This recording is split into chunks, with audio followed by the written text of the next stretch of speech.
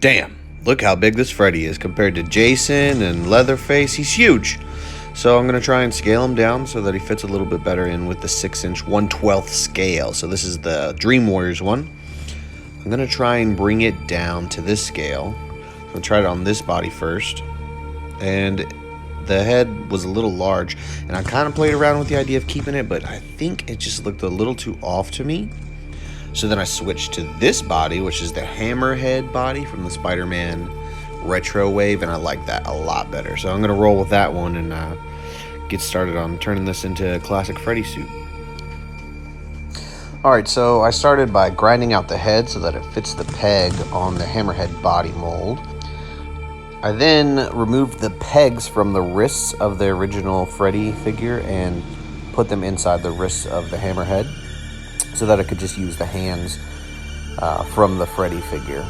So then I had to start grinding down the collar of the shirt and then all the things that made the shirt like identifiable as a button down because I wanted to turn it into a sweater, so kind of flattening it out a little bit.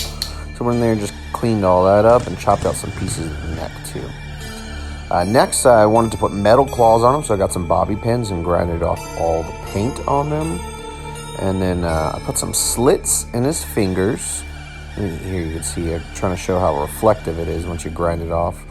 So yeah, I'm just kind of showing you what I did to create the claws here. I cut it at an angle so it would have like almost a Wolverine-esque blade tip or a katana blade tip to each sword, or each blade, I mean. And then I just put a little slit in each finger of his glove and then slid the bobby pin in there and then put super glue over top of it to make sure that they didn't fall out at any point. I did make them quite a bit longer than you would typically find Freddy Krueger's glove to be, but I just thought it looked cooler, a little bit more menacing, I guess.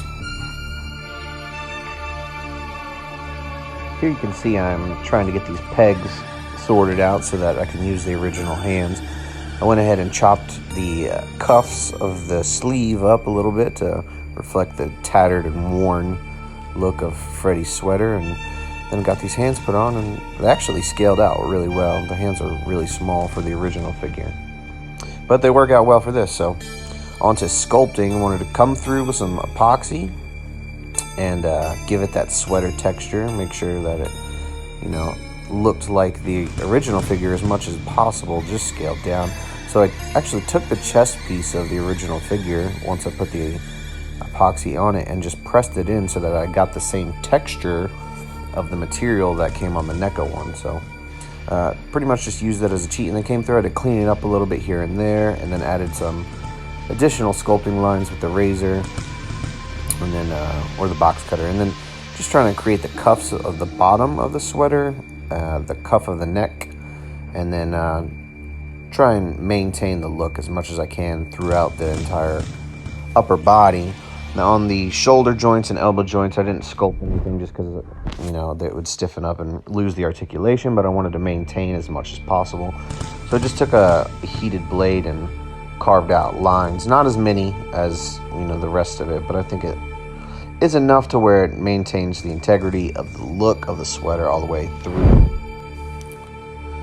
Okay, so here is what it looks like when I'm done sculpting it. Now, I did not record myself painting this thing, which was just because it was such a pain in the ass to try and get the red to cover up the blue joints. I had to put like 5 or 6 coats of red paint over top of the blue joints to even make it cover it and try and give it the same appearance as the rest of it.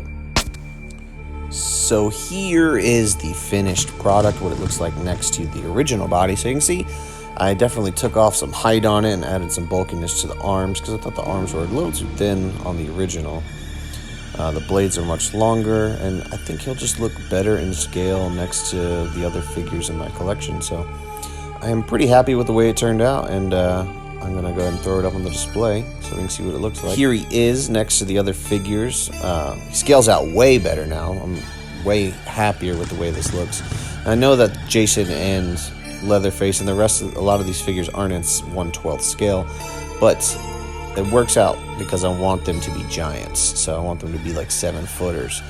But Freddy is not a 7-footer in my mind, so I needed to bring it down. But this is what he looks like next to the other guys, and here he is standing up too, just so you can get a better idea of the scale. Like I said, I'm pretty happy with the way that it turned out. I'm gonna give you a little side-by-side look of what the new one looks like compared to the old one. And yeah, I'm happy with it, and thanks for checking out this project, and hopefully I can get around to doing some more videos, because I got tons of different things that I've made that I want to put up and show you guys, and just need to focus more on creating content while I'm making projects. So anyways, hope you liked it. Like, comment, and subscribe, as they say. Thank you very much. Have a good one.